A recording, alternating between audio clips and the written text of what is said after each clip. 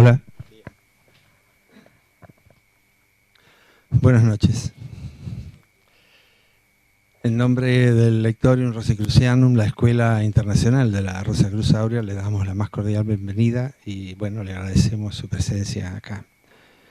En principio, contarles un poco quiénes somos para los que no nos conocen. El Lectorium Rosicrucianum es una escuela espiritual que comenzó a manifestarse a principios del siglo XX. Hoy está vigente en 46 países. En Buenos Aires estamos desde el año 1997 trabajando activamente, intentando profundizar un mensaje y poder difundir un mensaje que entendemos es un mensaje eterno que ha acompañado la ola de vida desde que ha accedido a la conciencia de sí. Esto respecto a nosotros. Por otro lado, queremos agradecer a los amigos de Antártica, el grupo de trabajo de Antártica, que siempre nos dan esta posibilidad de utilizar este espacio y toda la tecnología de que nos ofrecen. Y contarles, bueno, ustedes ya lo saben por los volantes que tienen en la mano, que vamos a hablar hoy del tema enfermedad y curación a la luz de la actividad espiritual del ser humano en su devenir en cada encarnación, por llamarlo de alguna manera. Y bueno, nos acompaña un amigo que es quien va a dar la charla, Vicente Gorris Beltrán. Aunque no le guste, vamos a hablar un poquito de él. Vicente nació y vive en Valencia. Es licenciado en Medicina y Cirugía de la Universidad de Valencia. Es médico de familia del Servicio Público del Gobierno Valenciano desde 1990. Es una buena cantidad de tiempo. Es miembro del Presidium de la Escuela Internacional de la Rosa Cruz Aurea desde el año 2006 y principalmente es un investigador en la Fundación Rosa Cruz, principalmente en ciencia y medicina de la Edad Antigua, de la Edad Media y del Renacimiento. También en historia de Egipto y principalmente, y poniendo el acento, es un investigador de la cultura ancestral andina. Es un estudioso, es un amigo que sabemos que es admirador y seguidor de los médicos clásicos, como Paracelso y Arnaud de Villanova. Ha dictado una enorme cantidad de conferencias públicas, ha escrito una cantidad de ensayos y bueno, hasta ahí vamos a hablar y vamos a pedirle que comience la charla de hoy. Así que Vicente, muchísimas gracias por estar con nosotros y bueno, adelante. Buenas noches de nuevo. El tema que nos ocupa hoy, como pueden ver, es un tema muy fundamental que nos afecta a todo el mundo en nuestra vida, ¿no? O bien de forma directa o indirecta, a través de algún familiar, algún amigo que pueda tener alguna enfermedad. Y la idea, como decía mi amigo Guillermo, es poder profundizar en este tema desde el punto de vista espiritual. Significa eso, pues, desde una óptica del ser humano más completa, ¿no? Más profunda, más fundamental, que ya iremos viendo. Y pretendemos, pues, ver un poco el porqué, el para qué de esa enfermedad, de ese fenómeno vital, básico, intransferible, madurador de conciencia, y también una aproximación a cómo debería ser la curación, sobre todo desde el punto de vista de los principios espirituales. Entonces partimos del hecho de que el mayor enigma para el ser humano somos nosotros mismos. Incluso en la medicina, pues solo se conoce básicamente lo que es el cuerpo físico, ¿no? Pero se desconocen otras partes fundamentales del ser humano que por estar a veces, por estar en el plano de lo invisible, pues no se toman en cuenta por la ciencia, porque no son pesables, medibles ni cuantificables, pero desde antiguo sí se conocen esta constitución esotérica del ser humano, que también iremos tratando en la locución o bien en el coloquio. Y por eso, cuando un ser humano quería profundizar en ese conocimiento de sí mismo, pues por ejemplo vemos estos ejemplos en el frontispicio de los templos, ¿no? que era la primera prerrogativa de que, hombre o mujer, conócete a ti mismo antes de querer profundizar en los misterios del ser humano, ¿no? Para poder avanzar un poco en este sentido, pues ya en el Antiguo Egipto aparecen estos textos que pertenecen al Corpus Hermeticum y al primer tomo de ese corpus, que se llama el Poimandres. Y tienen palabras tan profundas como estas, ¿no? Que consideran al ser humano como un ser doble dentro de todas las criaturas de la naturaleza, que dice que mortal según el cuerpo, pero inmortal según su esencia fundamental. Ahí ya nos están diciendo claramente que el ser humano no es solo un cuerpo físico mortal como todos vemos, sino que también tenemos una esencia que nunca muere, que persiste y que puede volver a tomar cuerpo a través del fenómeno que luego podemos explicar un poco más a fondo de la reencarnación, ¿no? Pero lo que pasa, como dice la frase de abajo, que aunque inmortal, de alguna forma estamos sometidos al destino y la condición de los mortales, sometidos al destino, ¿no? Entonces veremos por qué esto es así y veremos cómo esto es el origen de nuestro estado de vida, que es susceptible de enfermar y morir. Y para ello también profundizamos un poco en lo que nos trae la antigua cultura oriental, taoísta y budista.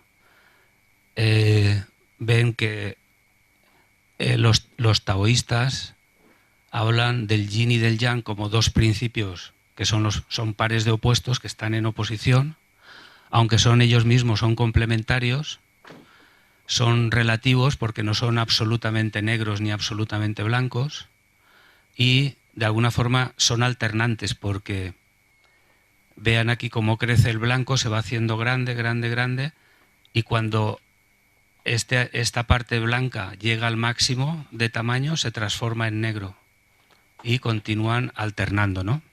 Y así vemos que todo en este plano de vida material en el que vivimos, todo está sometido a los pares de opuestos. Y por eso nuestra vida transcurre dentro de esa contradicción entre una cosa y otra, y es lo que nos hace mantener en movimiento, ese contraste. Pues ahí vemos el día y la noche, el frío, el calor, la tierra y el cielo, la luna y el sol. Hay un montón de pares de opuestos que son los que hacen que se mantenga la rueda en movimiento. Y eso genera que tengamos muchas experiencias y que al final sea nuestra conciencia la que madure a través de esas experiencias. Los mismos taoístas dicen que cuando esos pares de opuestos se complementan y si fuéramos capaces de hacer la síntesis y de estar en armonía con esos pares de opuestos, en realidad no los sentiríamos y es como si no existieran. Y por lo tanto se diría que estamos en Tao. Tao de alguna forma sería el absoluto, el innombrable, el incognoscible. Sería como el estado más elevado. Pero la realidad es que estamos sometidos a ese contraste de los pares de opuestos. Y por eso Buda, justo antes de morir, los discípulos de Buda le preguntaron que les dejara las últimas palabras, ¿no? Los discípulos al maestro, cuando ya veían que se iba a morir. Y estas palabras tienen mucha importancia porque reconocen este estado de cosas, diciéndoles eso, que todas las cosas creadas son inestables y por lo tanto tienen que esforzarse con atención para ver ese movimiento de los pares de opuestos. Aquí nada es estable, nada perdura eternamente. Por mucho que construyamos cosas, al final nacen, crecen y mueren, vuelven a nacer, a crecer, a morir, y al final nos morimos y todo lo que hayamos construido se va a quedar aquí. Por lo tanto, ya podemos ir viendo que el objetivo de este plano de existencia, que no de vida, es más el aprender que el construir algo, ¿no? O sea, el que aprendamos a construir juntos, a relacionarnos bien, ¿no? Y por eso entramos un poco de lleno en este esquema básico de la salud y la enfermedad. Entonces, siguiendo el mismo esquema, la salud y la enfermedad serían un par de opuestos también. Es decir, son dos expresiones de una misma cosa, como el frío y el calor son dos expresiones de la energía, ¿no? Entonces, eso demuestra que nuestro estado vital, nuestro estado de vida, en realidad es un estado que se fundamenta en ese par de opuestos y es un estado, por lo tanto, transitorio y efímero. Es decir, la salud nunca puede ser un estado absoluto, pero tampoco la enfermedad. Ambos estados son relativos y oscilan uno hacia el otro. Como ahora veremos en este esquema, lo vamos a completar para que se vea completo y lo vamos a analizar un poquito mejor. Aquí está el esquema. El núcleo del esquema, como ven, es el par de opuestos entre la salud y la enfermedad, que toda la vida se mantienen en un equilibrio inestable. Es decir, cuando aparentemente tenemos un cierto orden y armonía en nuestro estado orgánico, hablamos de que tenemos salud. Pero esa salud, ese estado de armonía, no dura perpetuamente. Frecuentemente se desarmoniza y decimos que hemos contraído un estado de enfermedad, que sería una especie de desorden o disarmonía. Y vemos que hay muchos factores que están aquí, factores patógenos, que estimulan el paso de ese estado a este otro. Y por lo tanto, enfermar sería esa reacción disarmónica de un aparente estado de orden a uno de desorden. Y la reacción curativa sería la contraria. Hay factores que ayudan, el sistema inmunitario, el estilo de vida, serían factores que favorecerían que nuestro cuerpo reaccionara como reacción. La enfermedad en realidad es la reacción de nuestro cuerpo para intentar recuperar ese estado de salud. Pero fíjense que esto es también como el yin y el yang, son dos cosas que están alternando continuamente durante toda nuestra vida. Entonces, ¿qué sucede?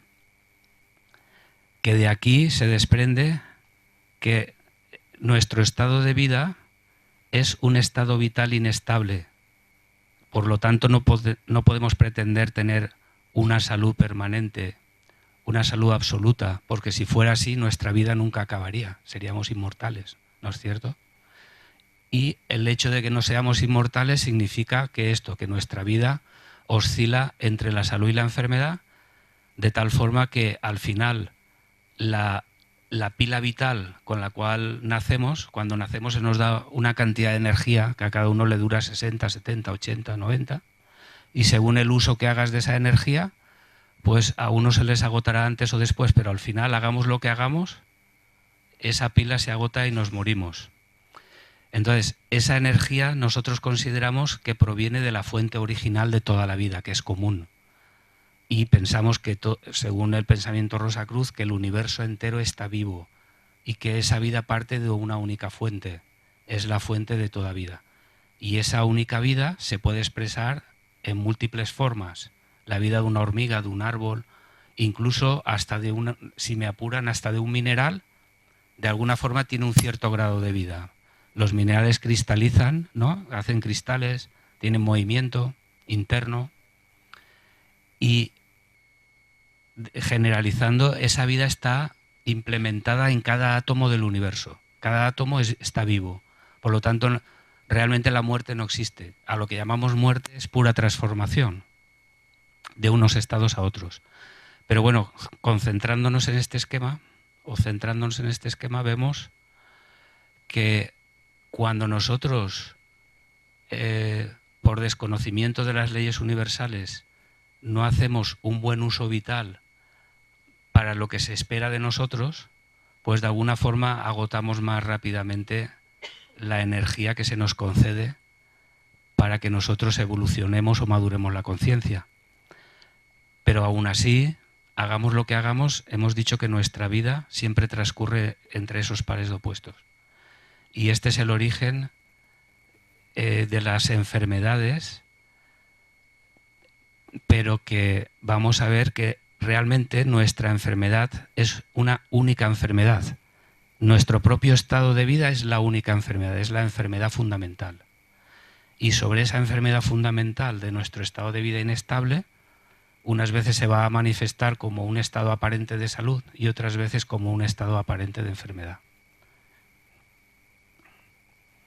Por lo tanto, ahora vamos a ir sacando conclusiones de ese esquema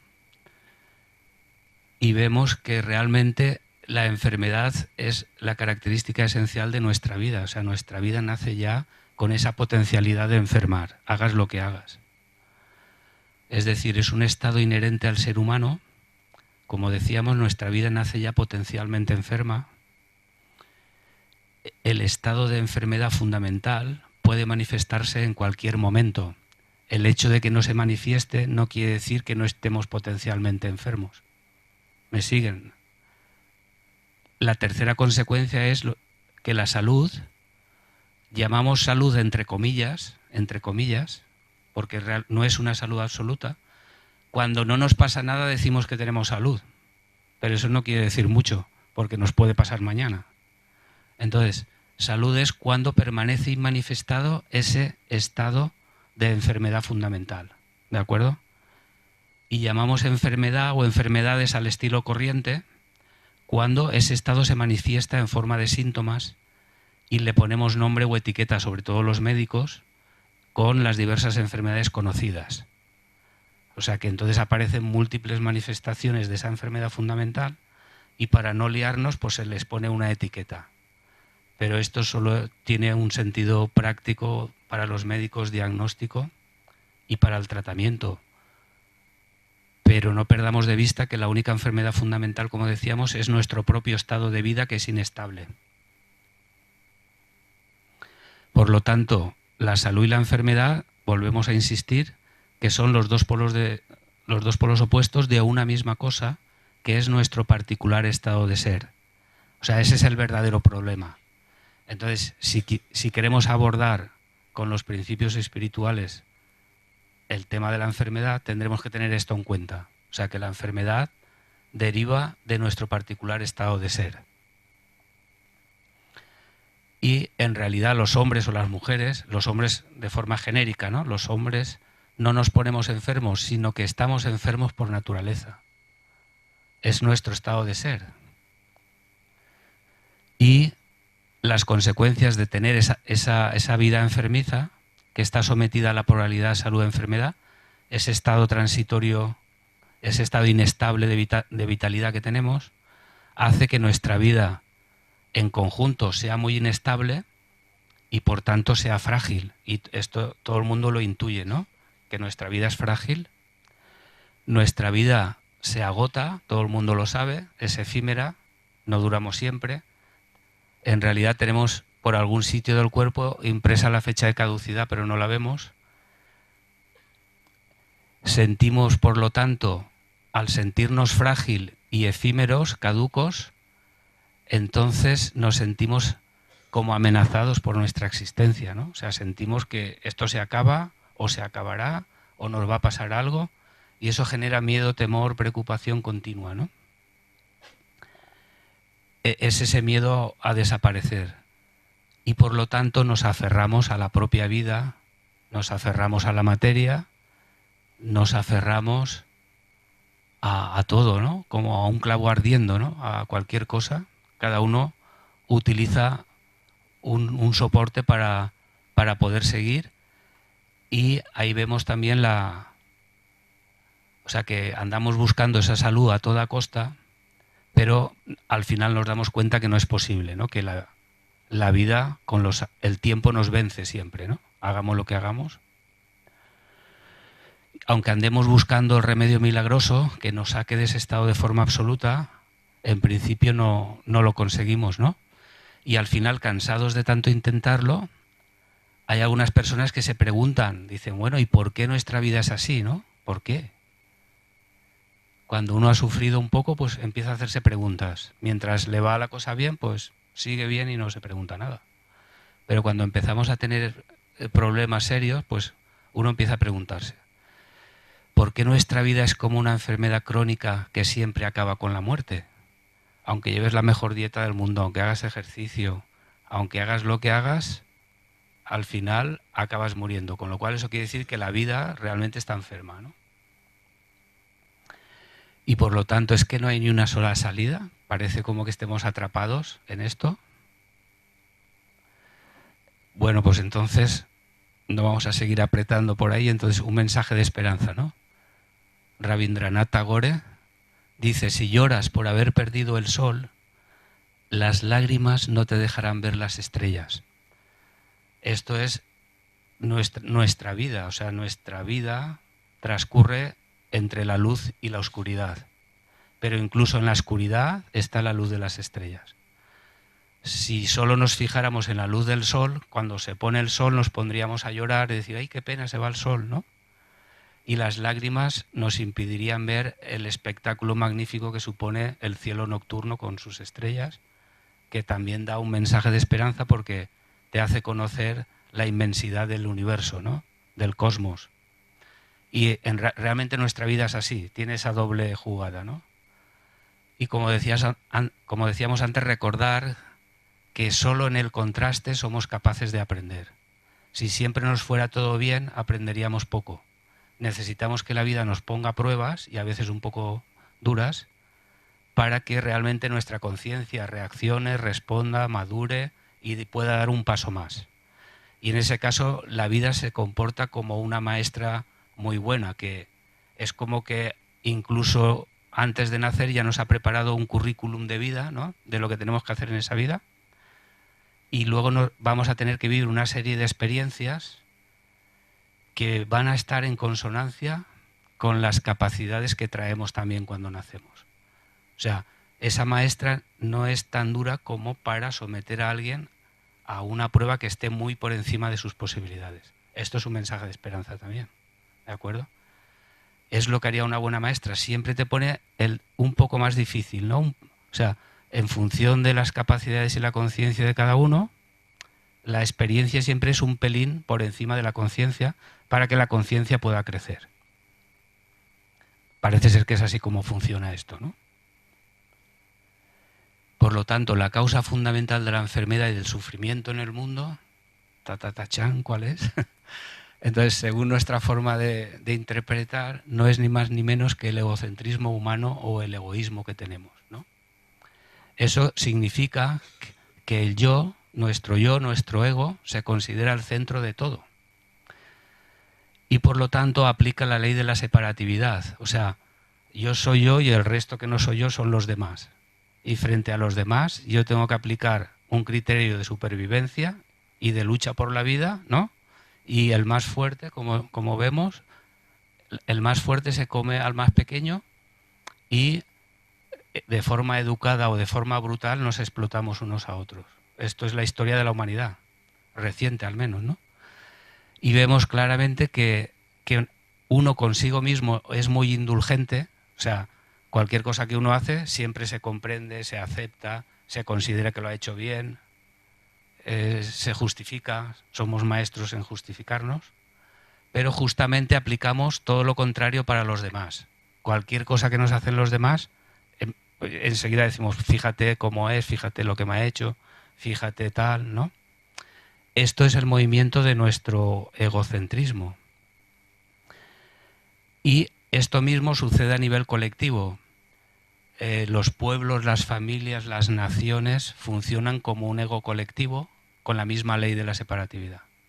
Los países grandes y ricos explotan a los pequeños y pobres, los más pudientes a los menos, el que más puede, pues siempre se aprovecha del que menos.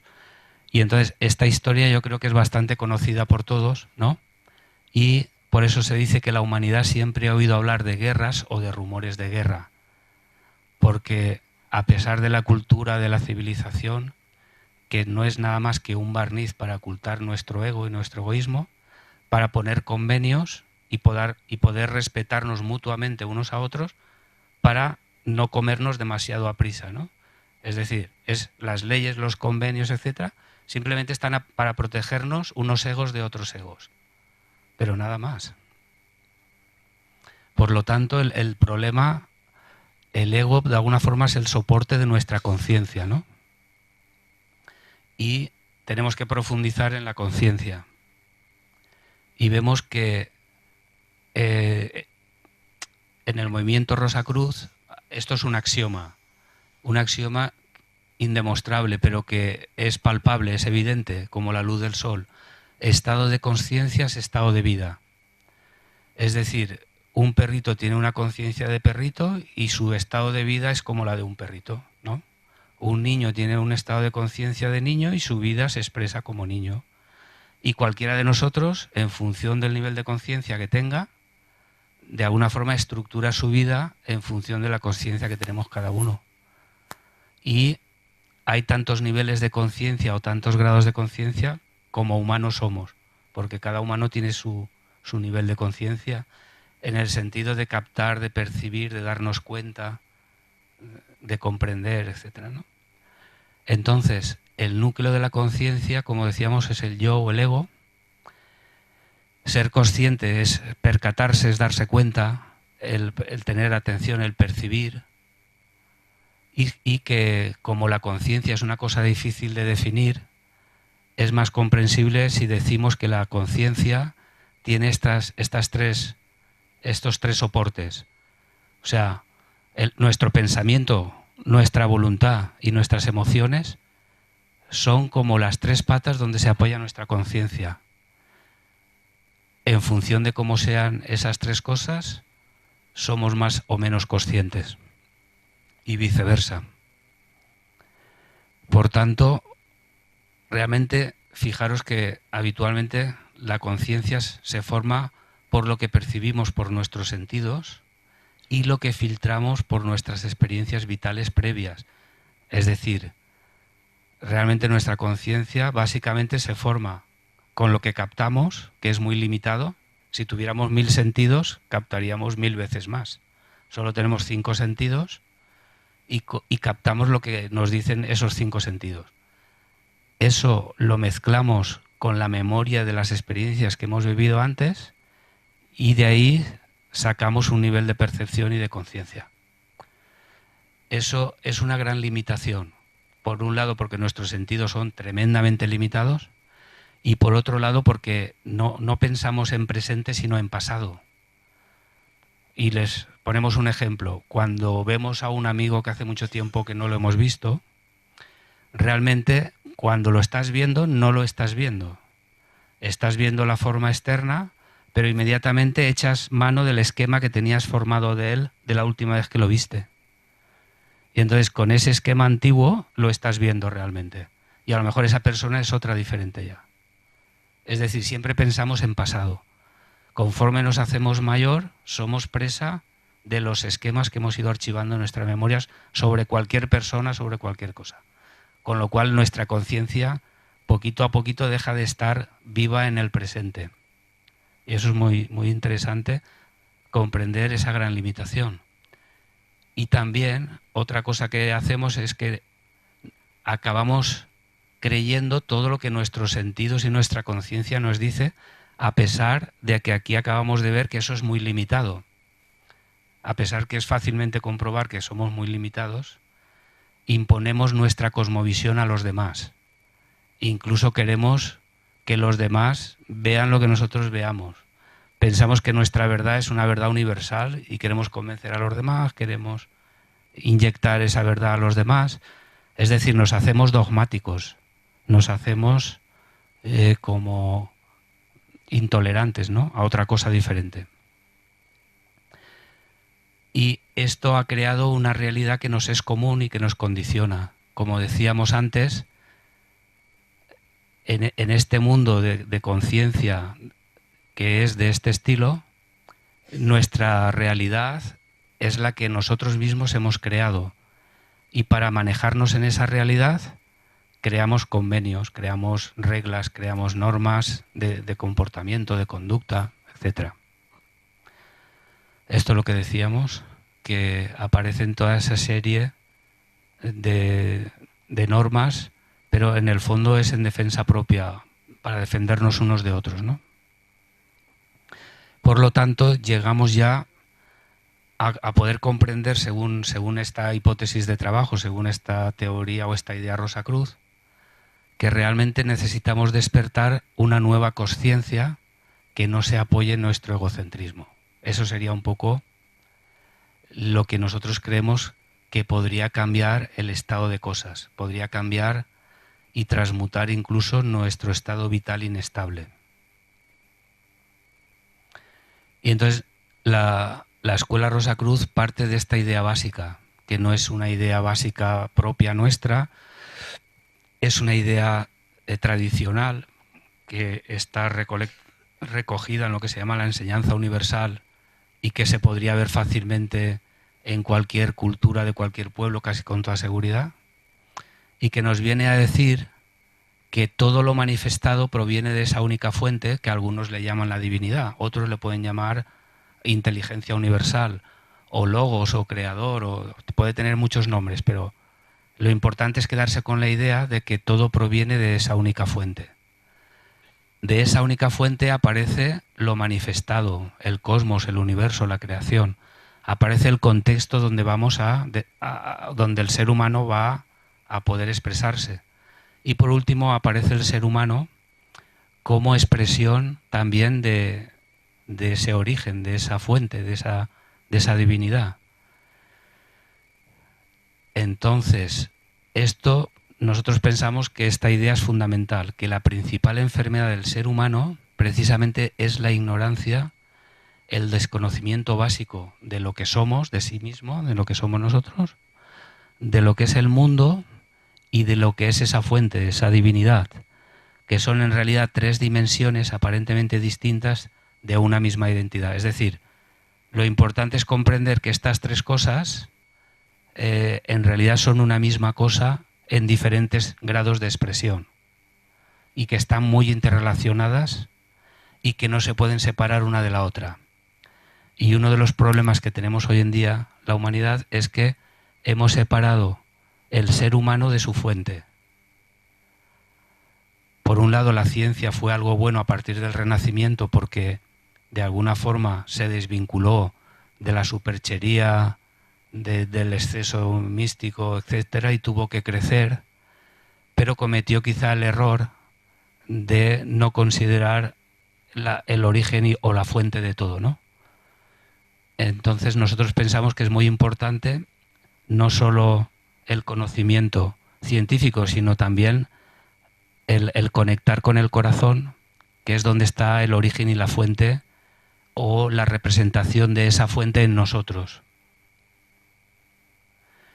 Y por tanto, profundizando un poco más en el tema, es necesario comprender esa constitución esotérica del ser humano y comprender que el ser humano es un pensamiento de esa divinidad, de esa fuente, un pensamiento. Como esa fuente es eterna, lo que piensa esa fuente también es eterno. Por eso nosotros tenemos algo de eternidad en nosotros también, ¿de acuerdo? Tenemos una parte que es eterna y una parte que es caduca, que cae, como las hojas del árbol. El tronco persiste, pero las hojas caen. Nosotros nos pasa igual. En la estructura humana hay una parte que permanece, que es eterna, porque proviene de la divinidad que es eterna, y una parte en nosotros que es caduca, que es la que muere y cae. Y entonces esto es un esquema para comprender que ese pensamiento de la divinidad que es el ser humano, para ese pensamiento es como la configuración, como la idea de lo que tendría que ser el ser humano. Y para que esa idea se exprese en toda su plenitud y en toda su gloria, debería desplegar estos 7 vehículos. Esos 7 vehículos son los instrumentos a través de los cuales ese pensamiento, esa idea se podría manifestar e incluso dar una forma, y realmente eso sería un verdadero ser humano, como está pensado desde el principio. Pero eso no es algo instantáneo o automático. La humanidad tuvo que construir a lo largo de miles o millones de años, tuvo que construir esas corporeidades. Primero tuvo que construir el cuerpo físico denso, que es el único que vemos, pero para que el cuerpo físico esté vivo, hay otro cuerpo que esotéricamente se llama el doble vital, el cuerpo etérico, que compenetra al físico y lo sobrepasa unos 4 centímetros, y es un cuerpo de energía, es realmente el que le da la vida al cuerpo físico. Y la muerte no es ni más ni menos que se separa el cuerpo etérico del cuerpo físico. La humanidad siguió a lo largo de millones de años, construyó el cuerpo astral. El cuerpo astral es como un ovoide que nos envuelve y sobrepasa unos 17-20 centímetros a nuestro alrededor. Y es el cuerpo de energía que permite el metabolismo de las emociones, de los sentimientos, de los deseos. Y finalmente, la humanidad empezó a diferenciar el cuerpo mental. El cuerpo mental, cuando esté terminado, será otro ovoide que estará por fuera del cuerpo astral. Es decir, que tiene que el cuerpo más último y más superior incluye al más inferior y lo compenetra. ¿De acuerdo? Y es el que nos permite el razonamiento, la lógica, el pensamiento intelectual tal como lo conocemos hoy en día. Pero es un cuerpo que apenas está desarrollado, no está, como decíamos, completo. Y luego tendríamos lo que los hindúes hablan del ternario superior, que son 3 aspectos superiores del ser humano que están en estado latente aún. Y son los que nos darían la conexión con la parte más profunda espiritual, la parte que ahora está latente, pero que está en el centro de nuestro ser y se expresa a través de nuestro corazón, y por eso los rosacruces hablan de la rosa del corazón. Entonces, esos vehículos están aún sin desplegar. Y por eso nuestro estado de vida, de alguna forma, está al 50% de su desarrollo. Hemos desarrollado 3 cuerpos y medio.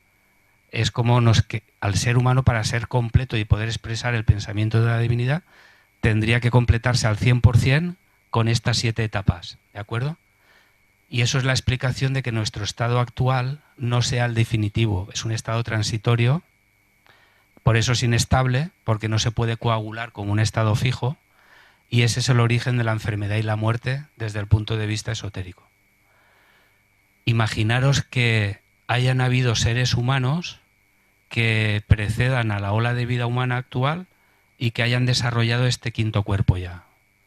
Al desarrollar este 5.º cuerpo, ese 5.º cuerpo está en conexión ya con la parte espiritual del ser. Y por lo tanto, los vehículos se van transmutando y transfigurando sin pérdida de conciencia. Es decir, esos seres humanos, aunque aparentemente mueran, ellos evolucionan en otros planos de existencia sin pérdida de conciencia. Y para nosotros la muerte sí significa una pérdida de conciencia, aunque luego vuelva a existir la reencarnación. Y uno, se puede volver a encarnar, pero no recordamos todo lo que pasó desde que se muere hasta que se vuelve a nacer, ¿no? Esta sería un poco la diferencia. Y fíjense, esto es muy interesante, esto es didáctico, ¿no? Todo tiene un vehículo y todos los reinos que nos rodean son un reflejo de lo que es el ser humano. Entonces, el reino mineral, los minerales, de alguna forma solo tienen ese cuerpo físico que vemos. Las plantas tienen el cuerpo físico y el cuerpo etérico, ¿de acuerdo? Una planta tiene cuerpo etérico. Por eso, tradicionalmente las plantas se utilizan como remedio terapéutico, todos los pueblos, y también los minerales, pero las plantas, de alguna forma incluso más, porque con ese cuerpo etérico de la planta pueden actuar sobre el cuerpo etérico del ser humano y ayudar al cuerpo físico del ser humano más directamente. Los animalitos se parecen mucho a nosotros o nosotros a ellos, porque los animalitos tienen cuerpo físico, tienen cuerpo etérico y cuerpo astral. Sobre todo los animales domésticos que conocemos, un perrito es muy sensible a las caricias, a las buenas palabras, es decir, tiene emociones. Un animalito tiene emociones. Lo que no tiene, o al menos de momento aún no lo expresan, es un poder racional como nosotros. Pero ¿qué sucede con los seres humanos? Los seres humanos, para decir que realmente somos humanos, deberíamos de tener el cuerpo mental completamente desarrollado, pero no es nuestro caso. La humanidad no ha conquistado el desarrollo del cuerpo mental. y posiblemente estemos lejos aún. Por lo tanto, si no hemos conquistado este cuarto parámetro, resulta que el último que tenemos completo es el mismo que los animales. De ahí que ya los antiguos egipcios, Hermes Trismegisto decía de nosotros que somos animales racionales. O sea, no decía que éramos humanos, decía que somos animales con un poquito de razón, pero no dejamos de ser animales. Y este es el origen de nuestros problemas, porque un animalito está integrado en la naturaleza y mantiene un equilibrio. Pero este animalito de dos patas, ¿no?, usa la razón para prevalecer sobre los demás, para luchar contra los demás. La lucha por la vida, la lucha por la supervivencia, la hacemos pensando en uno y sin tener en cuenta a los demás. Esto es lo que ha generado el mal en el mundo y es lo que ahora estamos sufriendo todos. Y es lo que nos tendría que hacer reaccionar para empezar a cambiar un poco las cosas, ¿no? Fíjense que cuando en muchos libros sagrados se habla de nirvana, se habla del reino de los cielos, se habla de muchas formas, la Tierra Santa, la Nueva Jerusalén, hacen referencia a reinos, a mundos que están en este mismo espacio ahora mismo, pero para nosotros son invisibles porque no tenemos ni los vehículos ni la conciencia para poder participar en esa vibración, en esa realidad. Pero decimos que un mundo superior, dijéramos que acoge a los mundos inferiores. Ellos pueden ser conscientes de nosotros, pero nosotros no de ellos. Al igual que nosotros somos muy conscientes de las plantas, pero las plantas seguramente no tanto de nosotros. Igual con los minerales. ¿Me siguen, no?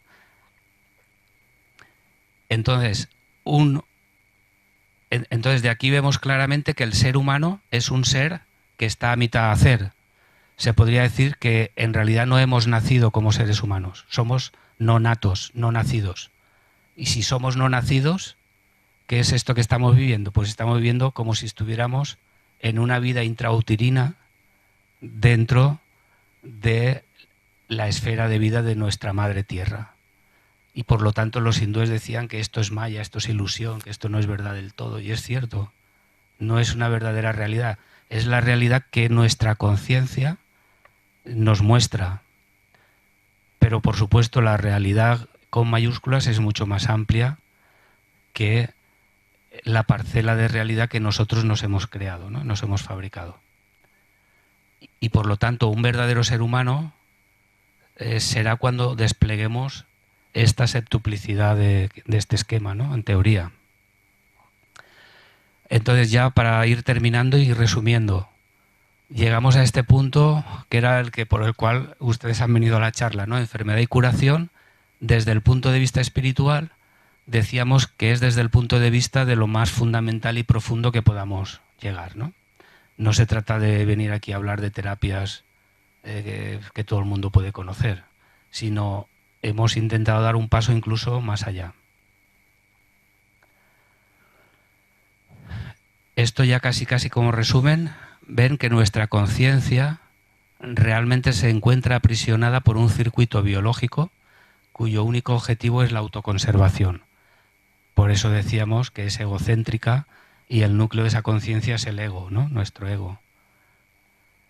Entonces, nuestra conciencia, que sería la capacidad de percibir, de darnos cuenta, de ser conscientes de la realidad, se ve atrapada por esto.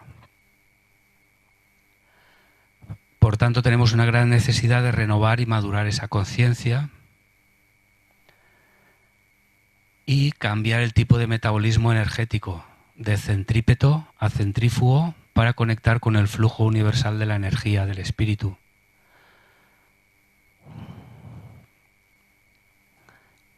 Y la pregunta sería, ¿y cómo hacemos eso? Pues al menos nosotros creemos que en el corazón está la fuente de energía que es capaz de renovar la conciencia. De alguna forma es como nuestro punto de conexión con el universo, con la vida universal.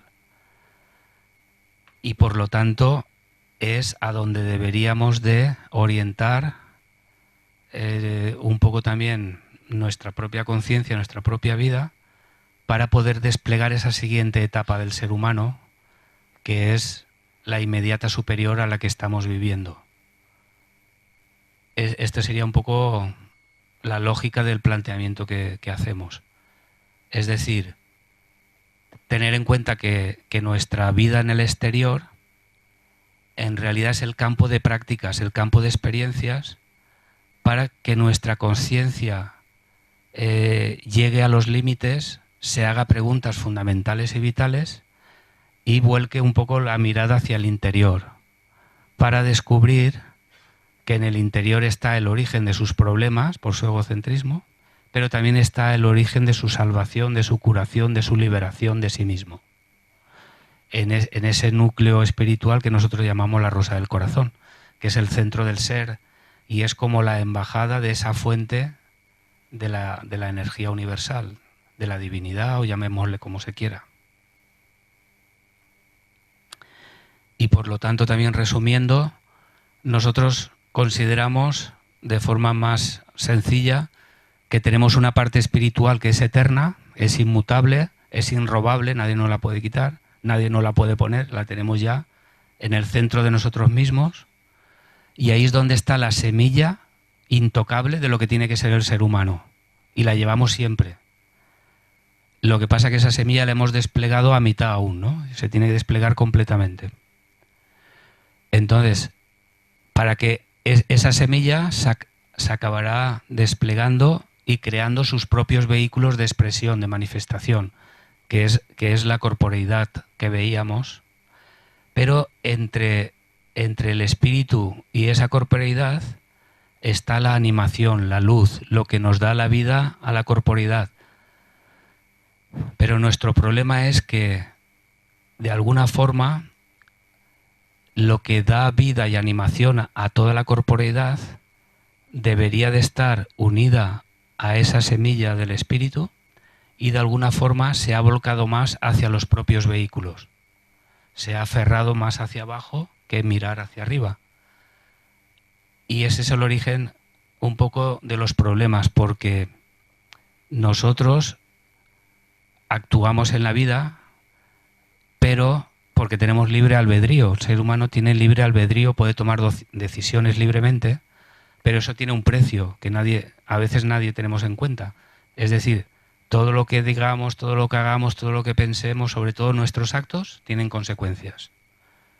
Aunque un ladrón robe y piensa que nadie lo va a ver y que no va a pasar nada, o que alguien asesine en la oscuridad a alguien, todo eso queda grabado en las leyes del universo. Y antes o después se activa lo que se llama la ley del karma, que es la que mantiene un balance activo de todos nuestros actos. Es un balance con respecto a las leyes universales. Entonces, todos los desvíos que cometemos con respecto a las leyes universales, eso queda registrado. Y de alguna forma la vida nos va a poner en contexto para que resolvamos esa deuda. Pero no como castigo, sino como aprendizaje. Como haría una maestra, dices, tú no has hecho las sumas, no has hecho los deberes, pues te lo tomo en cuenta y esto queda pendiente. Y en esta vida o en otra, si mataste a alguien, vas a ver también cómo confrontar esa experiencia y saber que eso no es la ley del universo, ¿no? Y así todo, o sea, cualquier cosa tiene que ver con un ajuste de la ley del karma para que sigamos desarrollándonos y madurándonos como verdaderos seres humanos. Que el objetivo final es que nos integremos en la totalidad del universo, de donde procedemos.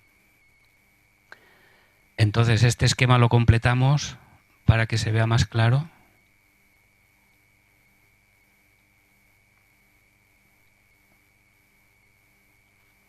Como ven, o sea, como consecuencia de nuestros actos, se generan esos factores kármicos en relación a si nuestros actos están acordes o no con las leyes universales.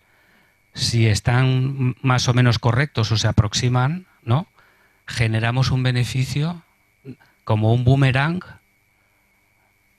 Retrospectivamente, ¿no?, hay un feedback que aumenta la conciencia o la calidad de nuestra alma. Si es en sentido contrario, genera un daño en el alma. se puede expresar de muchas maneras, como enfermedades, como experiencias fuertes, cualquier cosa, no solo la enfermedad, todo lo que nos sucede en la vida que nos pone a prueba es una prueba que tenemos que superar porque aún no la hemos superado, así de sencillo. Lo que pasa es que la enfermedad, lógicamente, es una de las experiencias más intensas y más fuertes, ¿no? Y por lo tanto, fíjense que realmente el tema sería que pudiéramos actuar y curar nuestra alma, nuestra animación. ¿Por qué? Porque los médicos habitualmente solo nos centramos en el aspecto de la corporeidad. El aspecto de la corporeidad es el aspecto de los efectos, no de las causas. Y por lo tanto, el verdadero tratamiento estaría en el origen que genera el movimiento en la corporeidad, ¿no? Que es nuestra animación. Y de forma resumida nosotros decimos que la solución está en que nuestra animación provenga de esa rosa del corazón, es como una nueva animación, y esa nueva animación es la que es capaz de escuchar de alguna forma las sugerencias del espíritu. Es decir, místicamente se hablaba de hacer las bodas del espíritu con el alma. Los antiguos rosacruces decían que había que hacer esas bodas alquímicas entre el alma y el espíritu. Cuando se hacen esas bodas alquímicas, es decir, que el alma es capaz de ella misma de ser un buen vehículo conductor de las directrices del espíritu, del núcleo espiritual que está en el fondo de cada ser, entonces la corporeidad empieza a ejercer actos cada vez más adecuados y más en armonía con esas leyes universales. Eso haría que evolucionásemos y que desplegáramos la siguiente etapa de desarrollo humano, que estaría exenta de enfermedad y de muerte, teóricamente.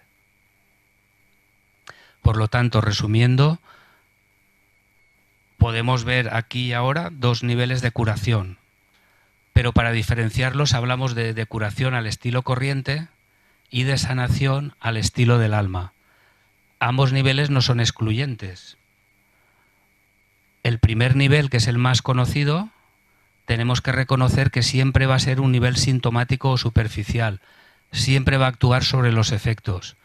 Es ese nivel que tratan habitualmente los médicos o que tratamos habitualmente los médicos, el nivel corporal del cuerpo, bien sea el físico, el etérico, el astral o incluso el mental con los psiquiatras, pero nosotros pensamos que realmente el nivel etiológico profundo sobre la verdadera causa es el que abarcaría la estructura del alma y su única enfermedad fundamental. Por lo tanto, eso sería la terapia del alma, que nosotros hablamos de proceso de iniciación o sanación, o también en el contexto cristiano de transfiguración. Por lo tanto, ese camino de curación definitiva desde el punto de vista de la Rosa Cruz pasaría por tener en cuenta esa semilla, esa rosa del corazón, que es el origen de todo, una matriz adecuada donde se pudiera desarrollar de una mejor manera esa semilla,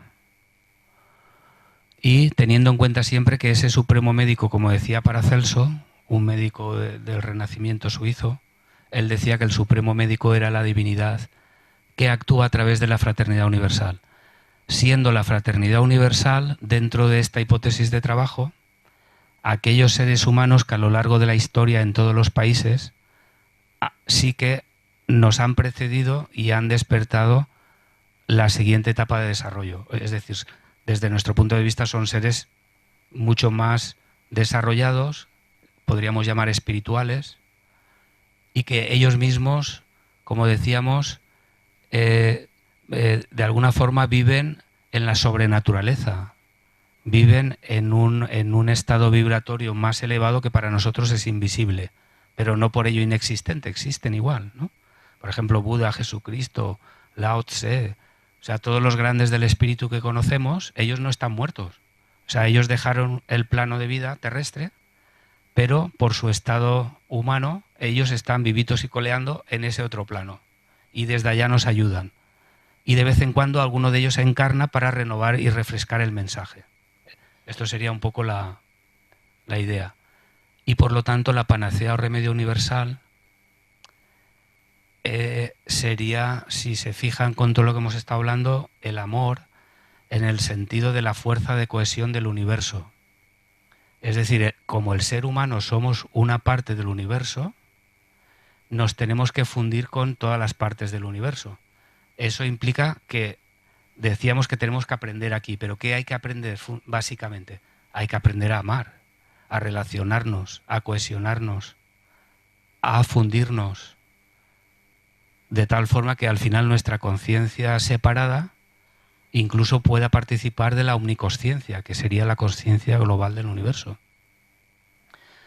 Y por lo tanto, esa panacea o ese remedio universal, que es lo único que es capaz de curar esa enfermedad fundamental del alma, que se expresa en múltiples enfermedades corporales, sería realmente el amor, ¿no?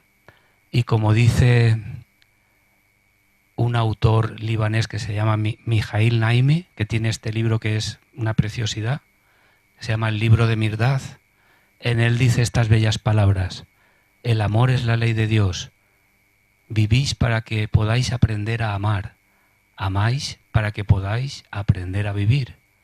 Esa es la única lección que se exige al hombre y a la mujer, claro. El amor que separa una fracción del todo se predestina al sufrimiento. Esto yo creo que está más claro que el agua. Nosotros amamos, claro que amamos, pero siempre amamos no de una forma total ni incondicional. Amamos con cierto grado, ¿no?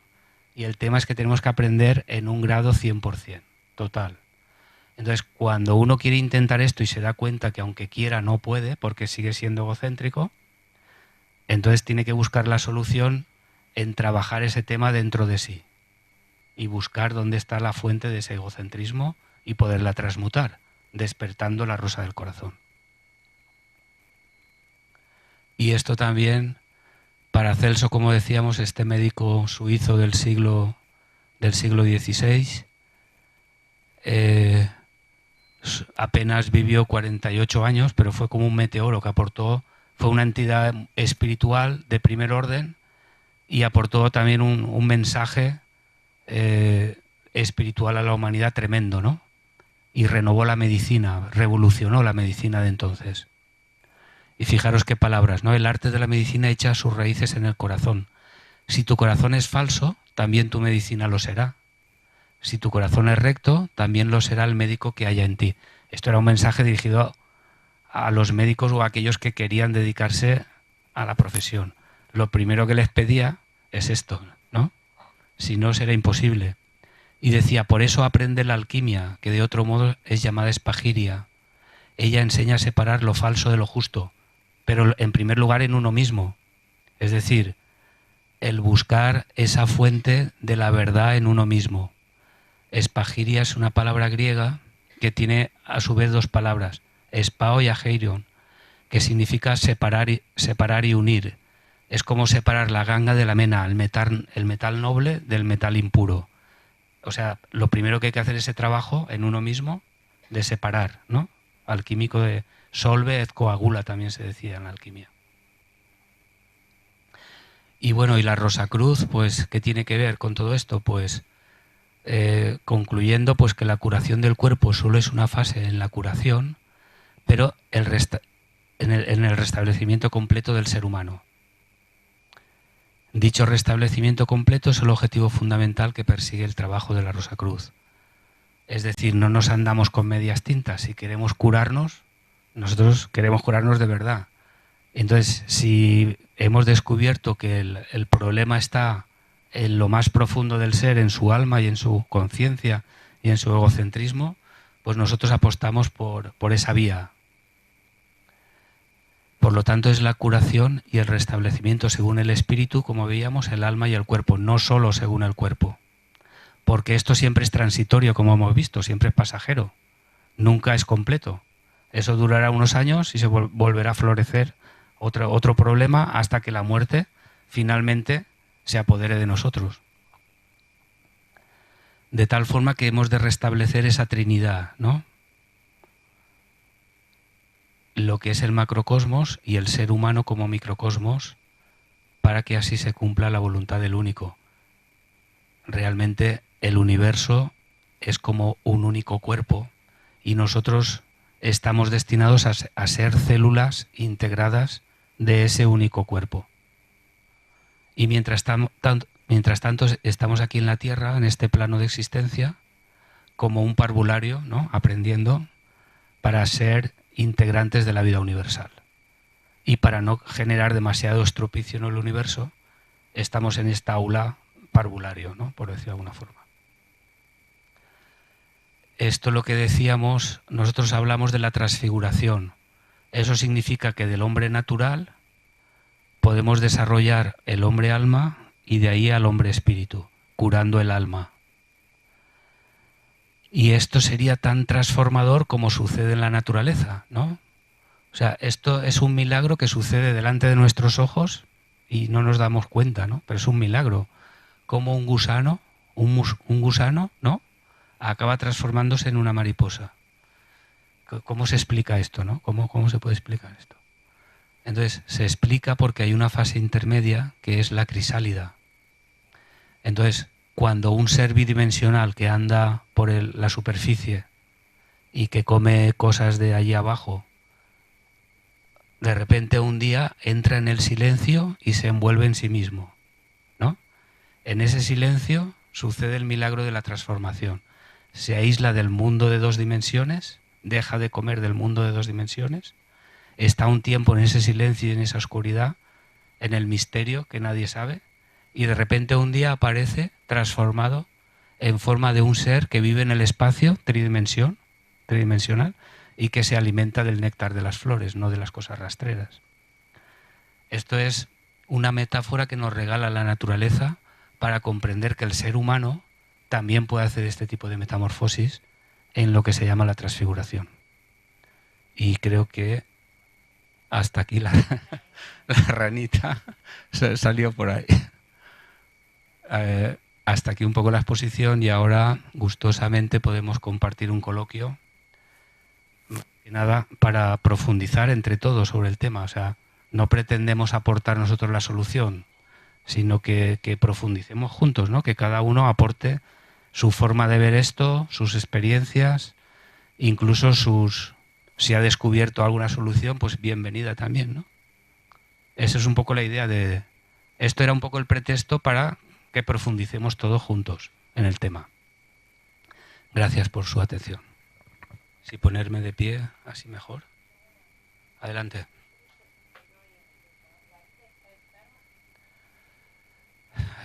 Sí, bueno, es también...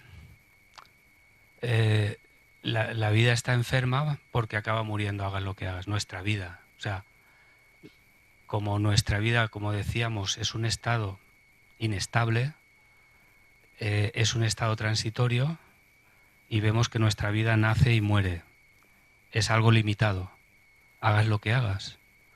Y en ese sentido decimos enferma para destacar que no es una verdadera vida. Si fuera una verdadera vida, no estaría sometida a la enfermedad y la muerte. Es una forma de hablar, ¿no?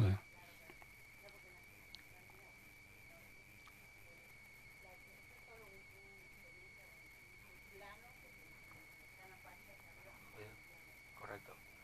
Esto era la sobrenaturaleza, es esto.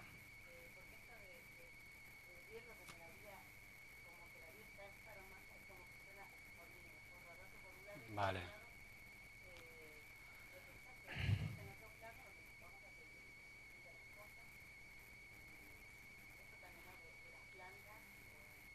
Sí.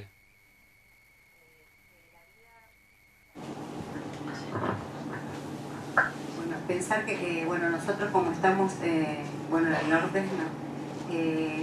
Desde la cosmovisión que he hecho o andina, como quiera llamarlo, esta vida solo es un proceso de experiencia donde después no morimos y nos vamos al Hanan Pacha y continuamos viviendo. Por eso se enterraban los muertos y se sigue haciendo hoy en día con las cosas, porque se sigue viviendo al otro plano. Porque yo creo que en el pensamiento, no sé si llamarlo occidental, pero en el pensamiento de otro sistema de creencias, pensamos que nos morimos y ya está, dejamos de existir, ¿no? Y por eso hay mucho miedo a la muerte. Y me asusté cuando leí esto, ¿no? La vida está enferma, es como que si es un desequilibrio, puede ser emocional, puede ser la pérdida del espíritu, de muchos espíritus que podemos tener, no solo uno, sino en el pensamiento occidental desde el catolicismo tenemos una sola alma, pero en las partes, bueno, usted estudió, ¿no? Del mundo andino, y bueno, Un tenemos muchos poquito. espíritus, y es lo mismo que los com, los toba, los wichí. Pero nada, me quedé pensando, por eso me anoté esta frase, ¿no? Que, bueno, Ya digo, es una forma de hablar, no que sea cierto, ¿no? O sea, hablar en el mejor de los casos es mentir, porque las palabras nunca expresan realmente la claro. idea, ¿no? Ujú. Entonces, el usar esta frase así tan un poco dramática es un poco también para despertar o Despertarnos, conmocionar, sí, ¿no? Si cambiáramos que esta vida está enferma por decir que nuestra existencia es transitoria, viene a decir esto es lo que significa. O sea, que nuestra existencia acá en la Tierra, tal como la conocemos, lo que quiere decir que es un lugar de paso, está sujeta a las experiencias de la vida y que es frágil, es efímera, es transitoria. Y claro, estas características, según el pensamiento occidental, te están definiendo que es algo débil y claro. enfermizo, ¿no? Eso es lo que quiere decir. Un poco como reacciona, que nos demos cuenta, precisamente esto, que el objetivo del ser humano no está aquí, aquí está nuestra escuela. De Sí. alguna forma, la verdadera casa del ser humano es el Hanan Pacha. Hanan Hachan Pacha o Pacha, Alak Pacha, correcto. según... Es decir, son planos superiores. Entonces, en este plano es lo que decíamos, es una especie de parvulario, de sanatorio, llámale también como quieras, ¿no? Claro. Donde un día nacemos y un día morimos. Mm, Por lo tanto, transcurre un arco de la existencia, ¿no? mm, Pero dices, ¿y qué venimos a hacer aquí? Pues nosotros pensamos, o sea, que venimos a aprender a relacionarnos, a mm. aprender a poder comprender a lo diferente a ti mismo, ¿no? Sí, Y poder incluso sintetizarte con lo diferente, ¿no? sí, con respecto a esto del amor, nosotros, bueno, según los queros también y la convención dice, a Los mayor queros. lianchay o liancay, trabajo, mayor yachay, que es Ok, sabiduría. Y ya, mientras más trabajemos, más sabiduría vamos a tener. correcto. Y de ese trabajo nace el amor, que Sí, es el munay, y ese trabajo que vos estás haciendo, que nos beneficia a sí, nosotros, que lo agradecemos y te reconocemos, igualmente. es la reciprocidad. Entonces, Eso es, sin el amor del sí, otro y el correcto. reconocimiento, es como que también, ¿no? Sería esa parte que nos enferma cuando estamos Exacto. encerrados en cuatro paredes y no nos relacionamos con la madre tierra, ¿no? Esa es un poco la idea. Yo leí una vez sobre el Yanantín, ¿no? Que es precisamente la reciprocidad, ¿no? La reciprocidad es el reconocimiento mutuo de que todo lo aparentemente diferente a uno en realidad participa de la misma esencia que tú, ¿no? Porque todos venimos de la misma fuente. Sí, Como todos venimos de la misma fuente, esa fuente es un punto, pero cuando se divide aparecen infinitas líneas. Pero visto desde las líneas, tú puedes verte a ti separado de otro, pero eso es pura ilusión. sí, Entonces, el reconocer que todos provenimos de esa esencia y que esa esencia está enterrada de forma intocable en cada ser humano, a pesar de la personalidad o el carácter ¿no? o la barrera que uno anteponga, uno puede ver en profundidad qué tiene dentro, ¿no? O al menos pensarlo. Lo que sucede es que como no tenemos esa relación de esencia a esencia, de corazón a corazón, nos quedamos enganchados en la máscara. La máscara es la personalidad, ¿no? claro. Porque cuando vos haces esto, lo del munay, un poco para que entiendan lo del amor que nos Sí, sana, esto, la reciprocidad también tiene que ver con lo que vos haces desde tu corazón. No, no es que correcto. compro un kilo de tomate y te regalo, sino hacer algo desde el corazón La intencionalidad, es la intencionalidad, que eso es importante, ¿no? También para lógico. reconocer. Eso Bueno, es nosotros pensamos que a la hora de conocernos a nosotros mismos, lo fundamental es observar nuestra intencionalidad, porque eso es lo que solo conocemos nosotros mismos. No, uno puede hacer algo por los demás, pero ¿cuál es la intención que tienes detrás de ese acto? Solo uno mismo lo sabe. Si es egoísmo, si es amor, si es que quieres sacar otra cosa, ¿no? Y entonces es uno de las líneas de trabajo fundamentales para nosotros mismos, ¿no?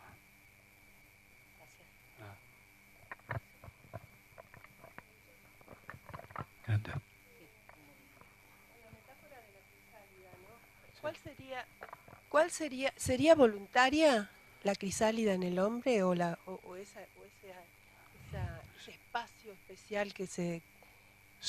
porque ahí se da naturalmente, digamos, sí. Pero en el hombre, en el ser humano, claro. Nosotros pensamos que no es algo automático, es algo que hay que hacer un esfuerzo para llegar a ello. Pero claro, cualquier esfuerzo que tengamos que hacer en la vida tiene que surgir de una verdadera necesidad. Y para que haya una verdadera necesidad, uno ha tenido que confrontarse con la vida y con las cosas, ¿no? Y su conciencia haber alcanzado un cierto grado de madurez. Entonces lo que decíamos es que los seres humanos somos muy variables en nuestra conciencia. Unos han dado cuenta realmente de lo que es la vida y otros ni siquiera apenas se han dado cuenta, ¿no? Entonces cuando un ser humano, pongamos por caso, a través de las experiencias de la vida, a través de los sufrimientos, porque realmente de lo único que aprendemos es de la vivencia, no de la teoría, del libro, ¿no? Es realmente, si esa teoría tú no la has constatado y la has vivido, no te enseña mucho, o si te enseña se olvida. Y lo que realmente madura la conciencia es la experiencia vivida, la experiencia sufrida. Entonces, cuando a través de la vida hemos llegado a un cierto límite, a una cierta frontera, y uno empieza a hacerse preguntas, o uno o una, ¿no? Realmente, ¿cuándo nos hacemos preguntas? No cuando estás en la feria feliz y contento, sino cuando estás en un funeral, que se te ha muerto alguien. Entonces todo el mundo empieza a decir, ay, fíjate la vida cómo es, y por qué nos ha tocado a nosotros. Lo que pasa es que al día siguiente nos olvidamos, ¿no? Pero cuando eso nos ha pasado una y otra vez, finalmente te quedas en ese estado. Y nosotros hablamos de estado de búsqueda espiritual. Eso significa que esa semilla que tenemos en el corazón, por todas esas experiencias, ha empezado como una semilla cuando la entierras y la riegas. Las experiencias la han regado y empieza a hincharse, empieza a querer expresarse. Y en ese querer expresarse es como el origen de una nueva luz a tu conciencia. Y eso es lo que nos hace buscar cosas diferentes. Ya no, por ejemplo, nos aquietamos más, ¿no? Ya no vas persiguiendo objetivos materiales, ya no te vas aferrando tanto a este mundo que ya te das cuenta que es transitorio. Vas comprendiendo más a las personas, ¿no? Algo va cambiando en uno. Ese estado de silenciamiento, de introspección, sería como el comenzar a hacer la crisálida, ¿no?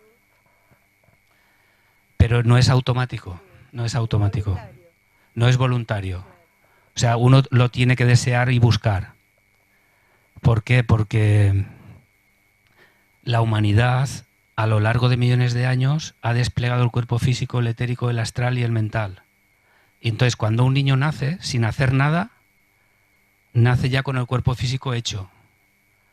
Eso que lo vemos tan fácil, costó a la humanidad muchísimos años de evolución, hasta llegar a un cuerpo perfecto, no tan bueno como el que tenemos, una máquina impresionante, ¿no? A los 7 años despliega el cuerpo etérico, ese cuerpo que vitaliza y lo individualiza del de la madre y del padre, porque hasta los 7 años los niños viven del cuerpo etérico de los papás, sobre todo de la madre. A los 7 años el niño, de forma automática, despliega su propio cuerpo etérico y ya no necesita estar en el cuerpo etérico de la madre. Y es cuando los niños comienzan a ir a escuelas, se socializan y empiezan, o sea, igual que cortaste el cordón umbilical del cuerpo físico, separó el cuerpo físico de la madre del niño, ¿no? ¡Pap! A los 7 años, sin darnos cuenta, también se rompe el cordón etérico. Y el niño ya tiene físico y etérico. Y tiene... Entonces, de los 7 a los 14 años va desplegando el cuerpo astral, el cuerpo de las emociones. Y sobre 14, 15 años sucede exactamente lo mismo. Y ya tiene un cuerpo astral y etérico autónomos, es capaz de tener emociones de forma autónoma, ¿no? Y lo que es más importante, a esa edad, de alguna forma, las condicionantes kármicas que trae ese ser al mundo es cuando se actualizan, es cuando se activan. Hasta entonces el instrumento estaba inmaduro, pero en ese momento es como que se le descarga un poco los deberes que ese ser traía para este mundo, ¿no? A la adolescencia. Pero que vemos un fenómeno que es el adolescente es que adolece. ¿De qué adolece? De la razón. No tiene aún razón. Y por eso son tan complicados los adolescentes. Porque se guían con sus emociones, con su astral, con sus impulsos, como si fueran animalitos, ¿no? Porque el animal tiene cuerpo astral, pero no tiene aún la guía de la razón, ¿no? Y entonces cometen a veces, se ponen ellos mismos en peligro. Y al mismo tiempo es porque, ya digo, las condicionantes kármicas propias de él, que no hereda del padre y la madre, el cuerpo físico y etérico lo heredan de la genética de los papás, pero el cuerpo astral no. El cuerpo astral es único de él. Por eso los hermanos son tan diferentes. Tienen el físico parecido, pero el emocional y el mental no se parecen en nada porque provienen de otra estructura del ser, ¿no? Y no sé por qué venía esto. Lo de la crisálida. O sea, que todos estos cuerpos se despliegan automáticamente. Y a los 20 o 21 se despliega el medio cuerpo mental que tenemos. No tenemos más, ni un cuarto, diría yo. Lo que llamamos el intelecto, la razón, se despliega lo que la humanidad ha conquistado hasta ahora. Pero ya digo que es el cuerpo mental incipiente, que nos permite el intelectualismo y el conocimiento superficial, el conocimiento por contraste, pero no nos permite el conocimiento profundo o esencial de las cosas. Entonces, lo que quería decir para terminar es que a partir de los 21 años ya no desplegamos nada más. ¿Me entiende? Entonces, para desplegar otro cuerpo, otra etapa del ser humano, lo tienes que hacer con esfuerzo, con trabajo, con iniciación.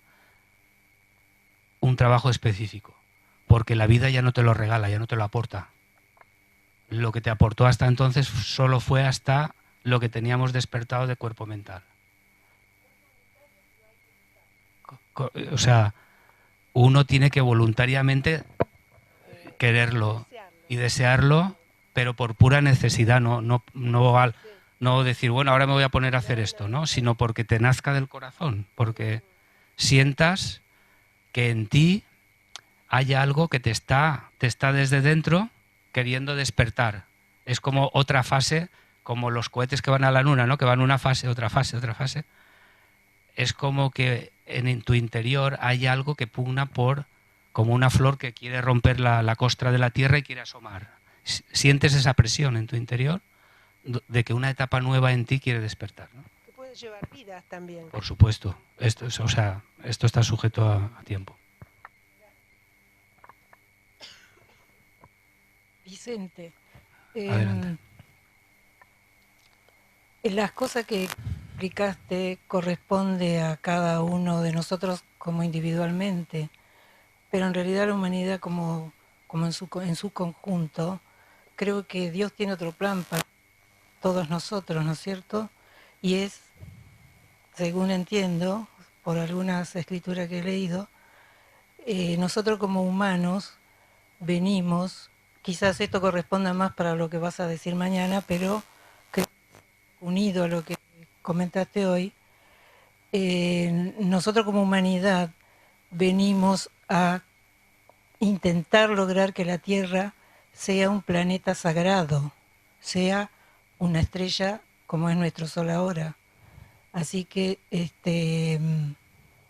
necesitamos todavía mucha sabiduría para eso, ¿no es cierto? Cierto. Y creo que ese amor impersonal, el amor universal, va acompañado de la sabiduría, porque sin amor, sabiduría, creo que no vamos a poder lograr llegar a Manas, que es el quinto principio divino. Correcto. Que está en nosotros, ¿no es cierto? Correcto. Así que bueno, creo que es mucho más grande lo que nosotros venimos a hacer a la Tierra. Claro, es los planetas. Bueno, mañana vamos a dar una conferencia de astrosofía que explica la relación de todo esto con los planetas, que en realidad esas fuerzas potencialmente están en nosotros. esa rosa del corazón es el sol espiritual que tenemos, ¿no? El sol Inti está en el centro del ser. Nosotros somos como el planeta Tierra que da vueltas alrededor de Inti, ¿no? Y luego a nuestro alrededor incluso hay un campo electromagnético de unos 3 metros de diámetro con puntos electromagnéticos que son concentraciones de energía o de fuerza que son como estrellitas que generan una influencia en nosotros también, ¿no? Es decir, nosotros somos un reflejo del cosmos. Por eso los Rosacruces hablan en nuestra tradición de microcosmos. El sistema solar sería el macrocosmos y el ser humano el microcosmos. Pero hay una analogía abajo, arriba, arriba, abajo. Igual que el átomo, ¿no? El átomo también es otro nanocosmos, porque también tiene su sol central, también tiene sus electrones, ¿no? Y también tiene su cielo. Entonces, el planeta Tierra también es un cosmos. Nuestra madre Tierra, ¿no? Pachamama, es un cosmos también. Y ese cosmos es una entidad espiritual, sobre todo la cultura inca lo sabe bien, ¿no? Y la cultura occidental lo ha olvidado completamente, por desgracia. Y la Tierra tiene su cuerpo físico, su cuerpo etérico, su cuerpo astral y su triple conciencia, o sea, sus planos espirituales, como hablábamos antes. Y de alguna forma nosotros vivimos en la parte horizontal, en la parte del puma, ¿no? Tenemos que elevarnos a la parte del cóndor, ¿no? Y luego está el mundo de la serpiente, ¿no? Que es el de abajo. La serpiente de la ilusión, porque está la serpiente de la sabiduría. También, a veces se habla de la serpiente de la sabiduría. Entonces, lo que quiero decir es que nosotros somos habitantes del planeta Tierra. La Madre Tierra nos sostiene para que evolucionemos.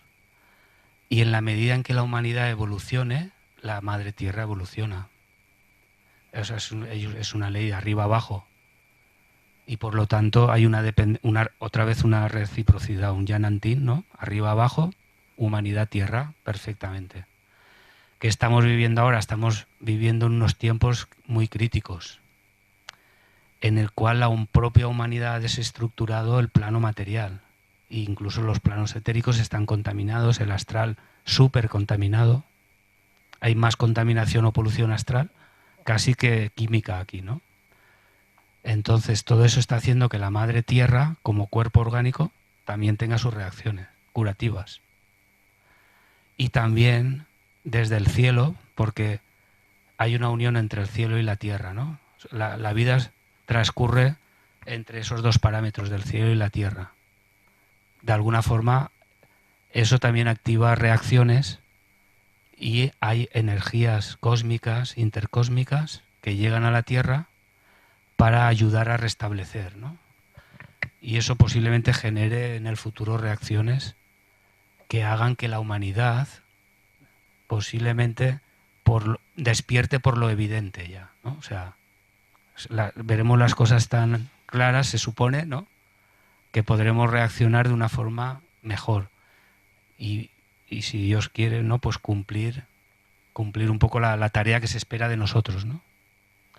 Pero me temo que esto posiblemente va a ser como los dolores del parto, ¿no? O sea, que antes de parir una nueva etapa vamos a tener que sufrir los dolores del parto. Sin embargo, los chinos dicen que ya estamos en la etapa blanca, que es la etapa de ascensión a la luz. Ya, pero ya sabe que todo alumbramiento lleva sangre, lleva dolor, lleva... ¿Por qué? Porque la etapa vieja o anterior tiene mucha inercia y la etapa nueva se tiene que abrir de la vieja, ¿no? Y como es algo que hay muchas cosas que son incompatibles, estamos en esa época de tránsito entre una cosa y otra, ¿no? Y nos ha tocado vivir tiempos muy interesantes, pero tenemos que estar como muy abiertos para poder comprender qué estamos viendo, ¿no? Qué está pasando realmente. Hay resistencia al cambio. Eso siempre. La inercia es una característica de nuestro campo de vida, la inercia física, mental, emocional. O sea, tenemos tendencia a resistirnos al cambio de estado, ¿no? Al cambio y generamos mucha inercia y los sistemas antiguos tienden a cristalizarse, tienden a esos órdenes que son órdenes transitorios. El gran problema que tenemos es que la humanidad tiene tendencia a cristalizar el orden. Si tú cristalizas, petrificas, haces una foto fija, no evolucionas, no dejas que fluya la vida. Como el fluir es incómodo porque te saca de tu estado, ¿no?, para hacerte fluir como un río, pues todo el mundo nos resistimos en principio al cambio, ¿no? Tenemos una gran inercia. Y esa resistencia al cambio es lo que nos hace más sufrir, realmente. Es como que estás en el flujo de la corriente y te aferras a algo ¿no? Y tienes que hacer un gran esfuerzo para fluir en contra de la corriente. Entonces, las energías cósmicas, las energías de la Tierra, etcétera, de alguna forma nos aportan a la humanidad un cierto sentido evolutivo y tendríamos que adaptarnos a esto, ¿no? Y sin embargo, la aceleración de la vibración rompe toda esa cristalización, ¿no? Por supuesto, o sea, nosotros no nos damos cuenta, pero ahora mismo el planeta Tierra estamos viajando a una velocidad de vértigo por el espacio, ¿no? Ahora mismo, más a prisa que cualquiera de los aviones, ¿no? Entonces, conforme ese planeta Tierra va evolucionando por el espacio y al mismo tiempo el sistema solar, lo mismo, a una velocidad de vértigo, cada vez estamos recibiendo energías intercósmicas diferentes. Esas energías intercósmicas que llegan al sistema solar, del sistema solar llegan a la Tierra, de la Tierra penetran por los polos, ¿sabéis? Las auroras boreales, australes, tocan el corazón de la Tierra y a veces generan una nueva atmósfera que se renueva incluso a través, dicen, de los volcanes, etc. Eso hace que el campo electromagnético terrestre cambie la vibración y a su vez la atmósfera que está dentro cambie su composición, ¿no? Y todos los seres vivos respiramos la atmósfera. Es decir, queramos o no, estamos sometidos al cambio. El problema es, si fluyes bien, mejor, pero si te resistes al cambio, peor para ti, ¿no? Eso es así. Gracias. De nada.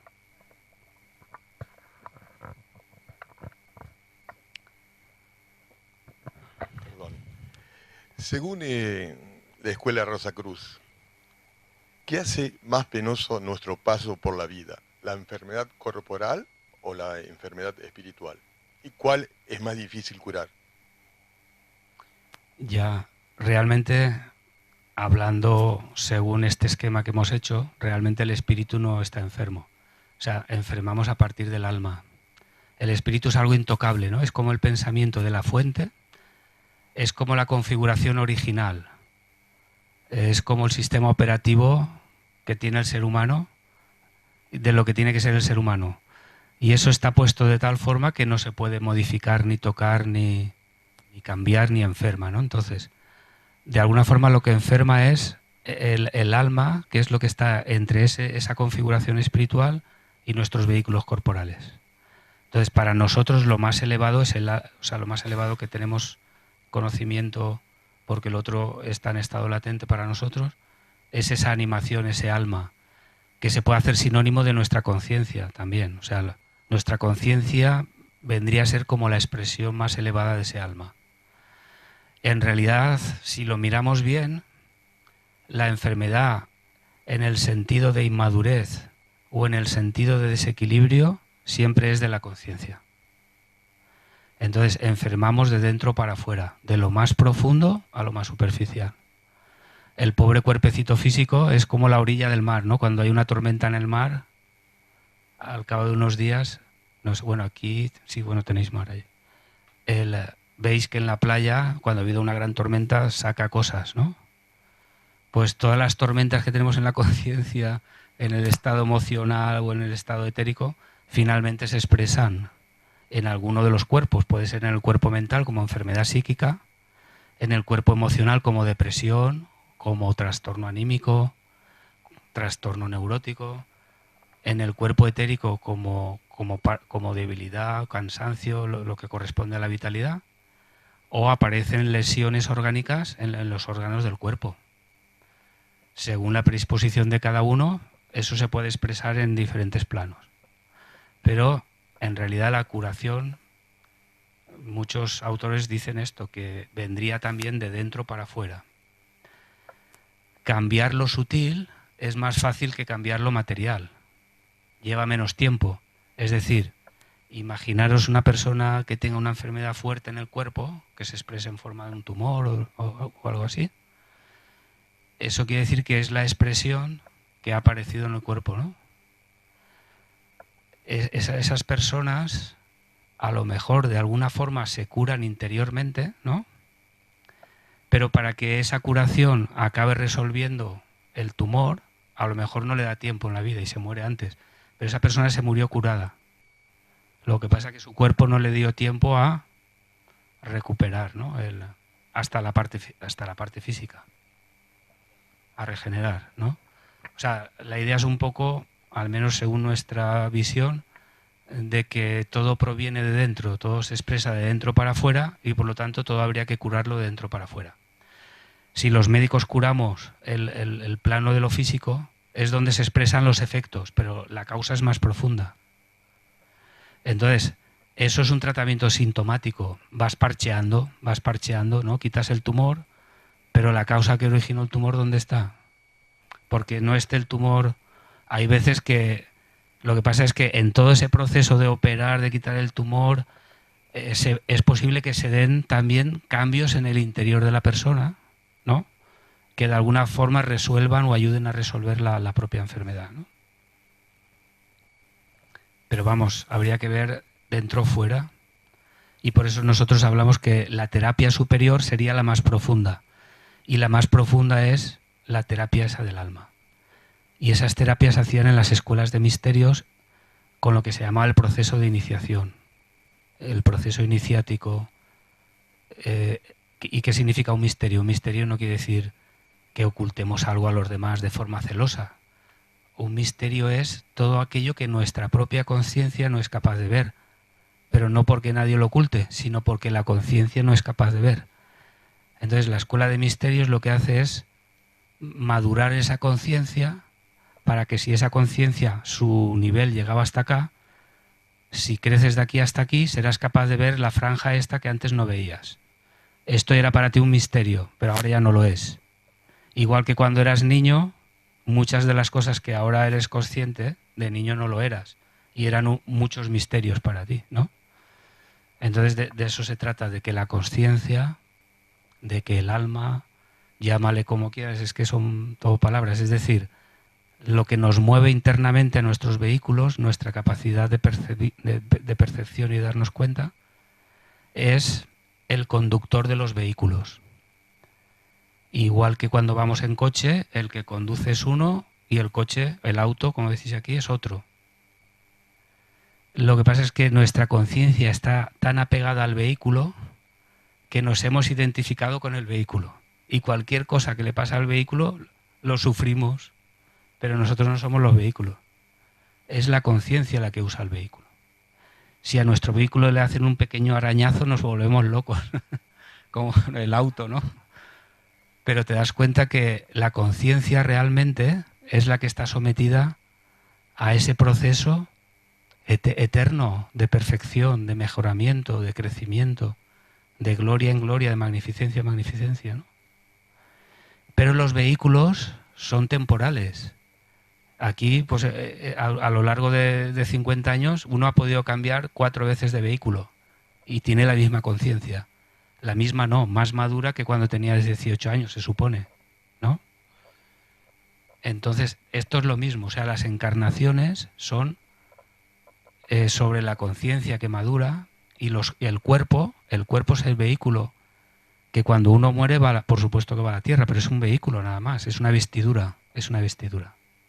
Y la parte esencial, que es eterna y que nunca muere, vuelve a tomar vehículo hasta que sea capaz de integrarse en el universo, ¿no? Esto sería un poco el resumen.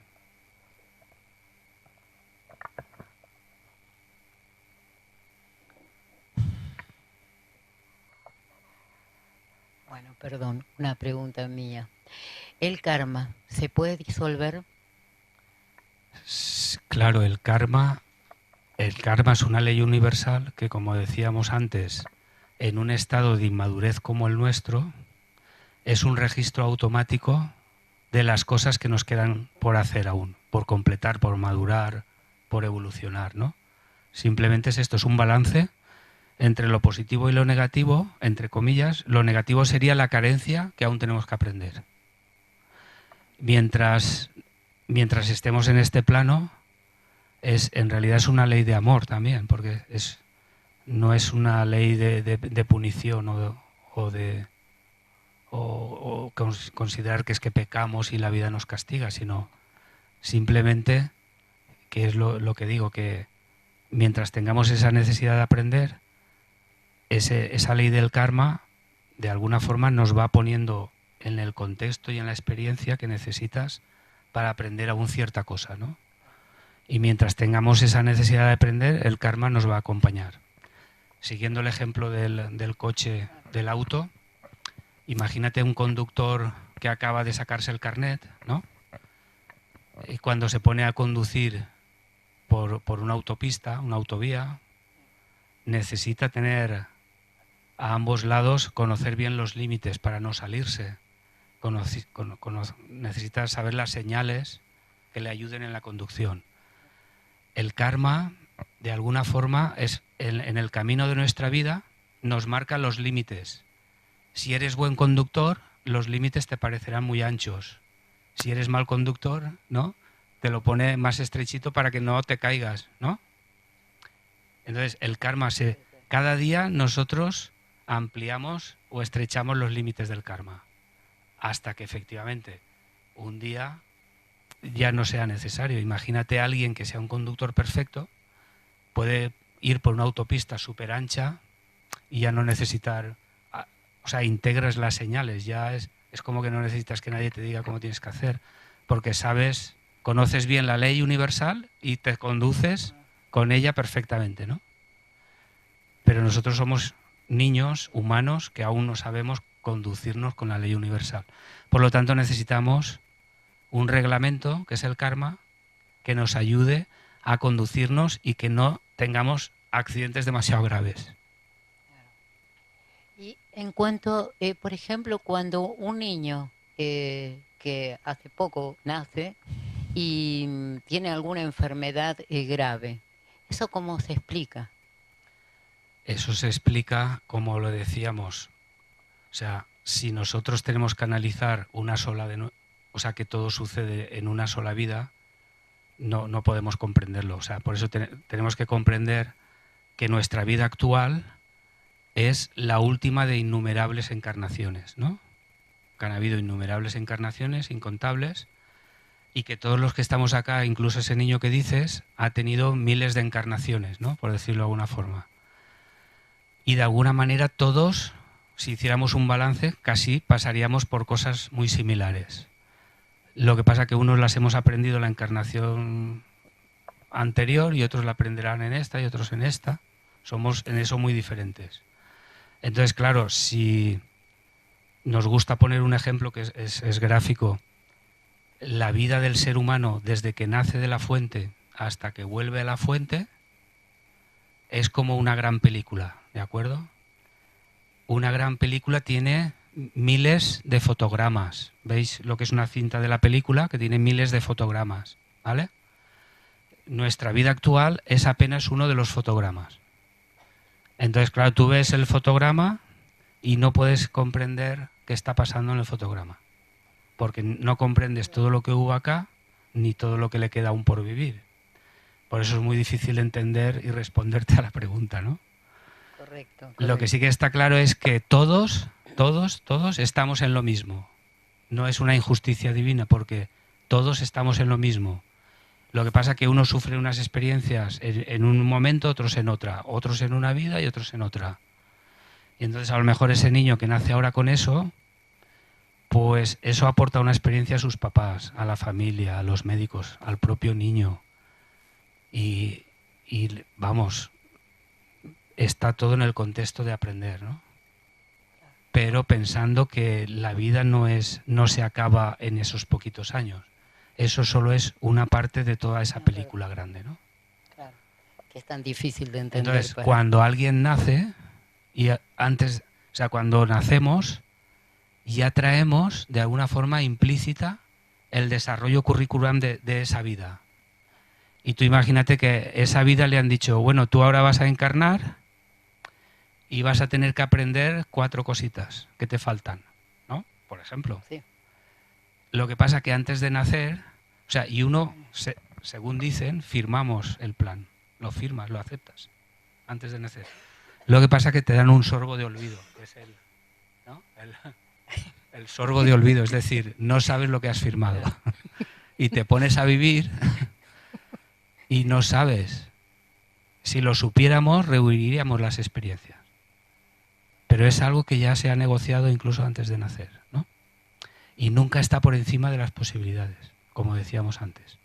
Lo que pasa que visto desde fuera, nosotros no sabemos lo que tiene esa persona dentro, ni podemos juzgar qué necesita aprender y qué no. O sea, es imposible de juzgar desde fuera. Por eso es tan difícil responder a esas preguntas. Sí. Bueno, pero igual genial la respuesta. Gracias. ¿Ya? Tendremos que cenar, ¿no? Bueno, amigos, una vez más muchas gracias por haber compartido este espacio con nosotros. Vicente, muchas gracias.